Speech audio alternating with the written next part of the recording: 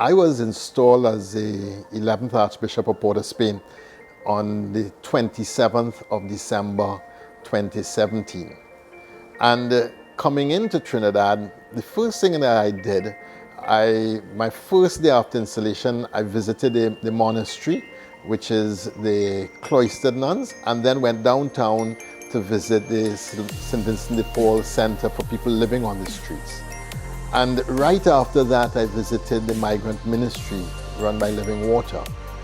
And it was clear that we were having a challenge with migrants and refugees in the country. Now, in the back of my head, the Holy Father's message about migrants from 2017, welcome, protect, promote, and integrate, was ringing in my head. And that's what we decided to do.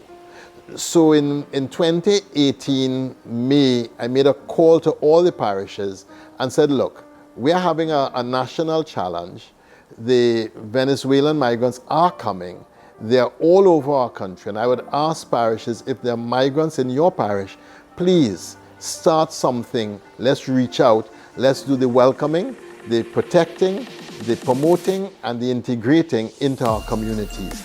And that was the beginning of the migrant ministry in our Archdiocese. By September that year, Social Justice had put together a toolkit and started to do training and help.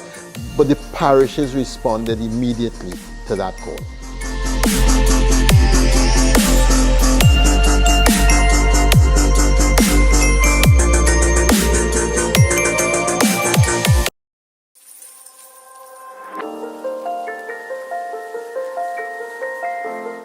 This year, Unicef celebrates its 75th anniversary. As an organization since 1946, our mandate is based on universal values like the ones shared by the Catholic Church. We implement life-saving interventions, maintain human dignity as cornerstone to what we do, and protect the rights of affected populations, particularly women and children.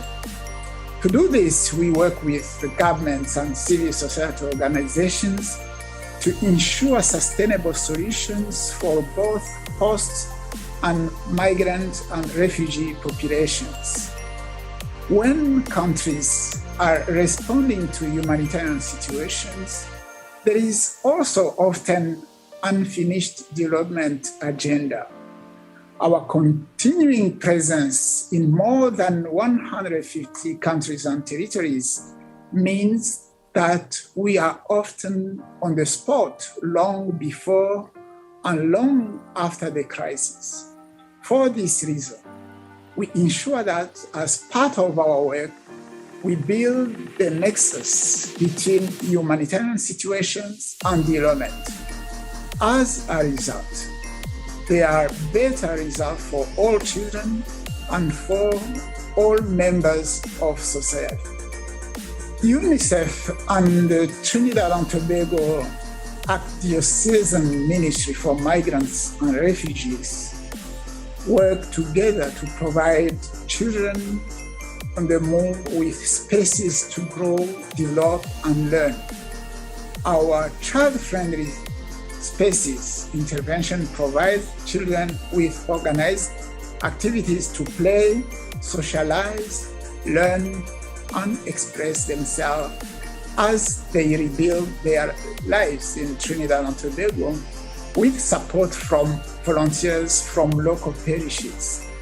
We have a lot of appreciation for the reach into areas like San Fernando, Cuba, Tarparo area, Mayaro, and the Penal DB areas with support from AMMR. This expresses the enormous human capital, robust community organization, and the solidarity of the people of Trinidad and Tobago who take leadership to protect children from physical harm, abuse, exploitation, and psychosocial distress, particularly during the last 18 months with the COVID-19 pandemic. Part of our work is also in providing alternative care arrangements for children that have been victims of trafficking or those who have taken the journey unaccompanied.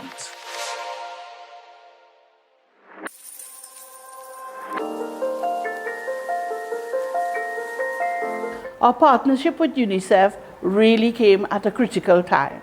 So we have all these families coming from Venezuela, and we did not have money because when the Archdiocese Ministry for Migrants and Refugees was established, there was no money that came with this new position as being chair of CCSJ and AMMR. And it was fortuitous that UNICEF decided to partner with us.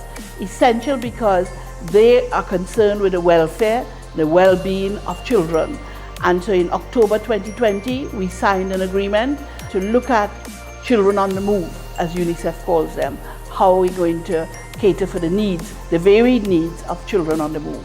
The children, as we know, have varied needs. So they need opportunities to continue learning. They need opportunities to integrate, to learn about our own culture while maintaining aspects of their own culture, because they didn't come here as empty vessels. They came with a language, a culture, richness, a rich heritage.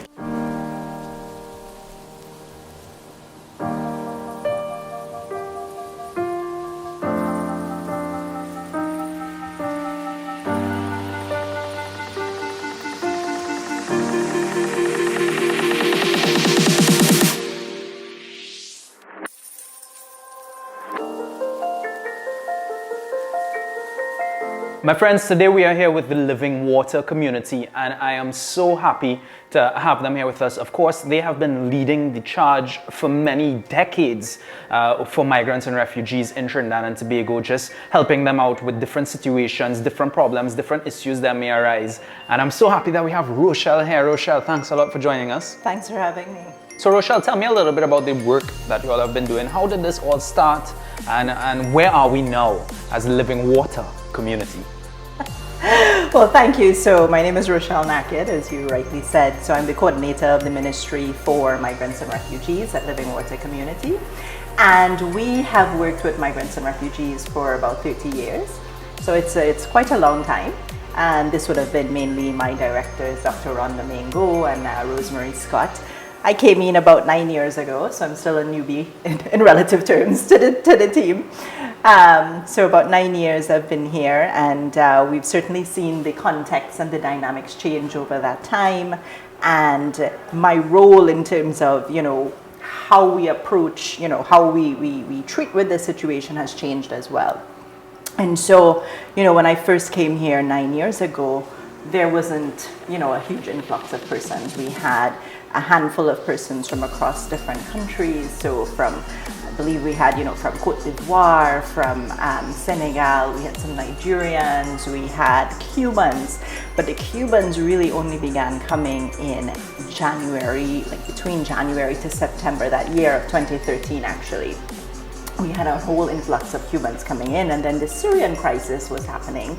So 2014, we had the influx of Syrians. And from there, thereafter, it was the Venezuelan crisis. And so here we are to this day, and we've been treating with, for the past, say, 4 or 5 years, this influx of Venezuelans. And I say influx, I'm using that term somewhat loosely because, influx relative to our population size, right?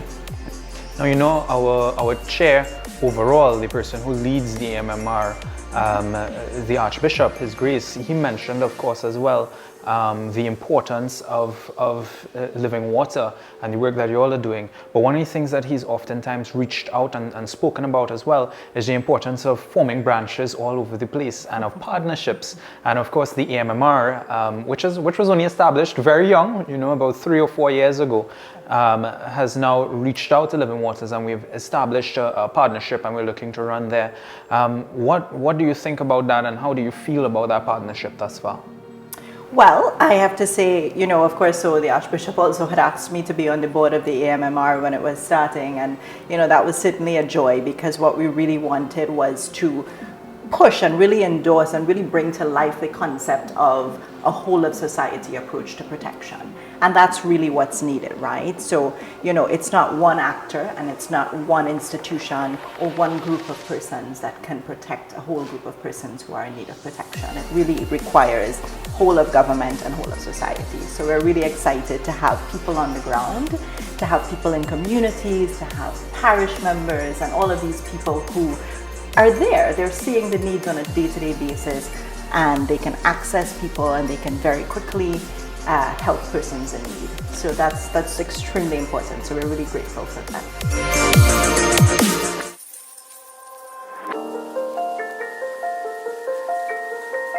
This program is a UNICEF-sponsored program that is being run in collaboration with the AMMR and the Catholic Commission for Social Justice. With the influx of migrants, we have a lot of children that were coming into Trinidad and Tobago unaccompanied or separated by their parents. We also have children who would have coming as a result of human trafficking. So my role basically came about to develop a program or to help build out a program that is going to offer some of these unaccompanied and migrant children a home in terms of, and by home we mean a foster home, a home where they can have a foster parent or foster parents to take care of them, guide them, see to their every needs, and ensure that they continue to thrive and do well within the borders of Trinidad and Tobago. Based on one of the human interest stories that I would have done with a caregiver, the story was told where a youth had to, because of how he came, his mom put him on a boat to come meet his dad. So he started off unaccompanied, right? And then they had to stop at 3 different islands to sleep in the night and to eat food.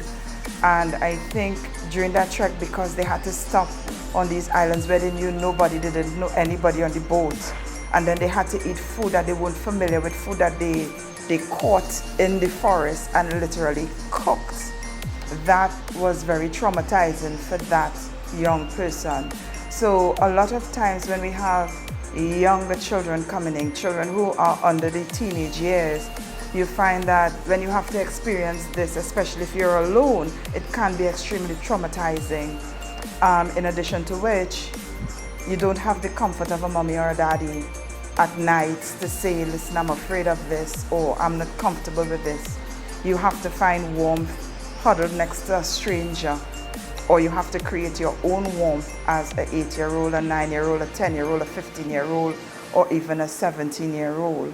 And having to do that in a forest or on an island where there is no electricity, there is no running water, there is no type of amenities, it's a high-risk situation.